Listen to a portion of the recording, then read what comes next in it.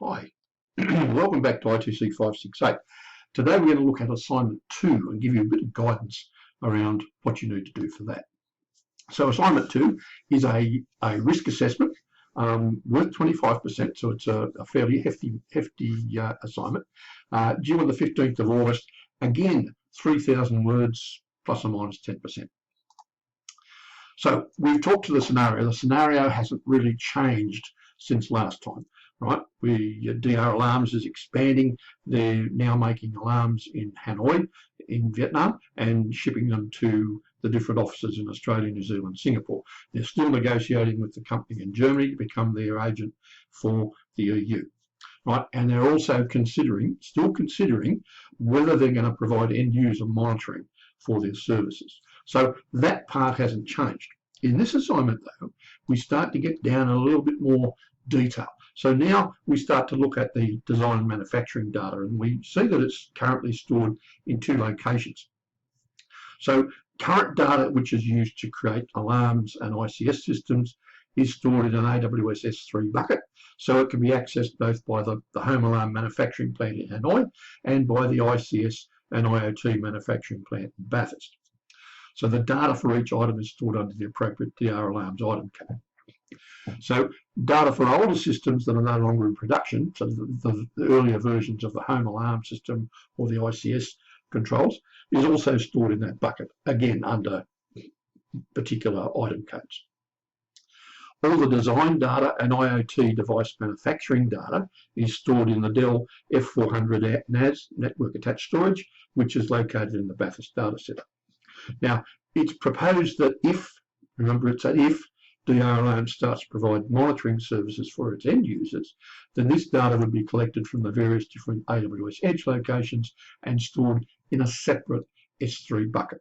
So that's where it stands at the moment. Okay, our tasks. We firstly consider the design and manufacturing data that DR Alarms has got on the home systems, the ICS and IoT monitoring systems.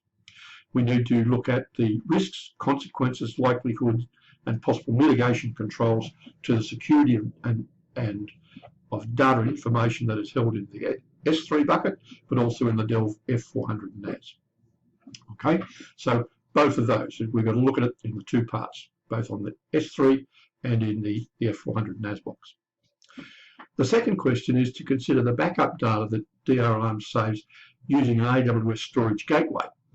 Now, what you'll need to discuss is whether this backup affects the risks to the data contained on the Dell F400 NAS, and you will need to assess the resulting severity of risk and threat to backup data from that. The third task is to consider the risks to monitoring data that's collected from end users if DR Alarms begins that monitoring service. So again, you would start with the risk, consequences, likelihood, and possible controls to the security of the data. Then you would look at the risks to the privacy of the end user monitoring data. Then you would look at assessing and discussing the resulting severity of risk and threat to the end user data. And finally, you would look at the privacy risks and consider whether they could be controlled by a single set of controls, or will different controls be necessary for each country where the monitoring occurs. Okay, it's a fairly big one. Now let's go through this one at a time. Firstly, let's look at the presentation.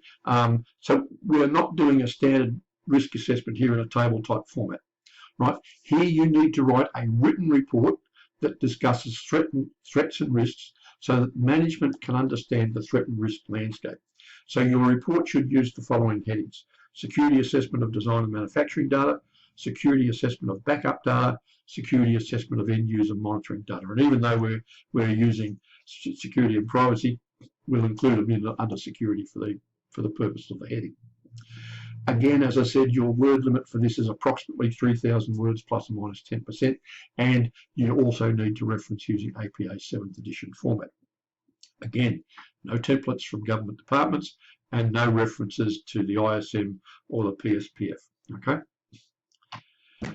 So the approach. Now, question 1, you've got to do a risk assessment. Okay, so you're considering the design and the IoT manufacturing data.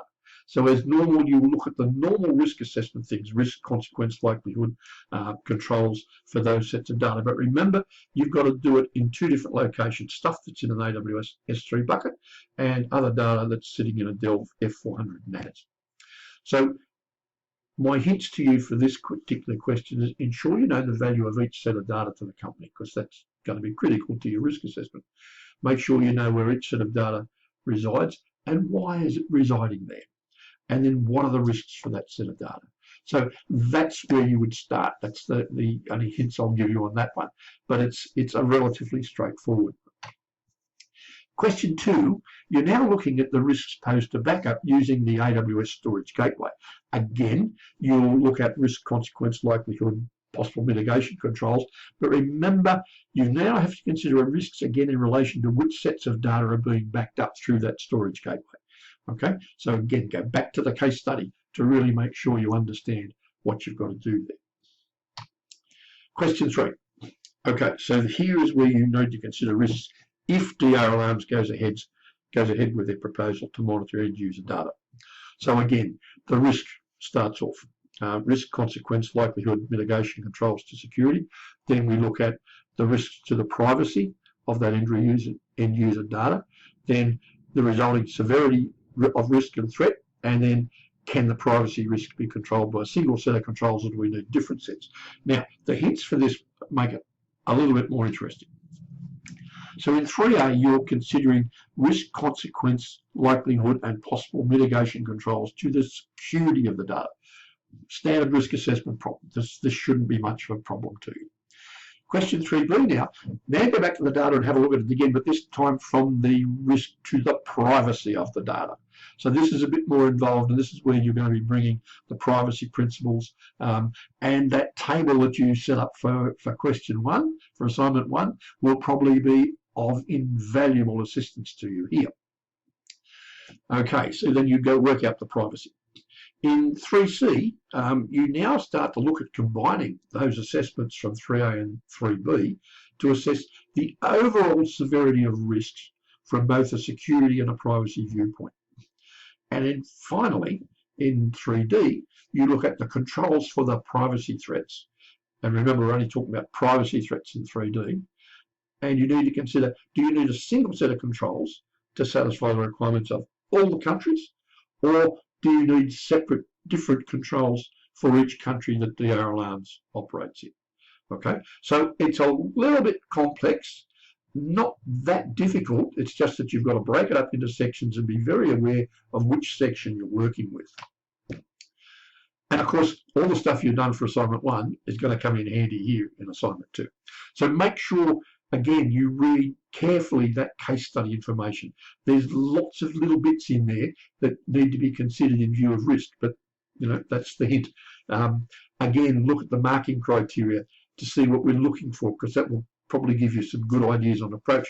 Remember, it's not a standard risk assessment, so it's not a tabular report. You are going to have to discuss things and why. So you're going to have to put reasoning in there as well. Make notes. You should have been making notes initially with your table from assignment 1. This is a time now where your table may actually be extended even further. And so you get yourself really quite well organised with this. Again, as I said, don't get too hung up on the word count. What we look for really is clarity and brevity, but it's not at the expense of logical thinking and expression. If you need to go a bit over, let us know about it. We'll work something out. Don't forget your referencing. That's essential. You've got to put your referencing in, and we've put up a small video also on referencing, which I would suggest you really need to have a look at. Okay, as we pointed out earlier for the guidance in assignment 1, DR Alarms is starting to expand. And what we're doing now is throwing you right into that real world problem. We've got to start to do a risk assessment, which is suddenly becoming global. And there's lots of different things involved. So this is a problem that you've got to really carefully consider, particularly once you start to use the cloud and start to look at global issues. You'll need to do a bit of research on some of this, decide how you're going to approach it, but it's the sort of problem that may well be given to you in your workplace. So, you know, I think it's a really interesting one. I hope you enjoy it. and I wish you all the luck with it. It should be fun.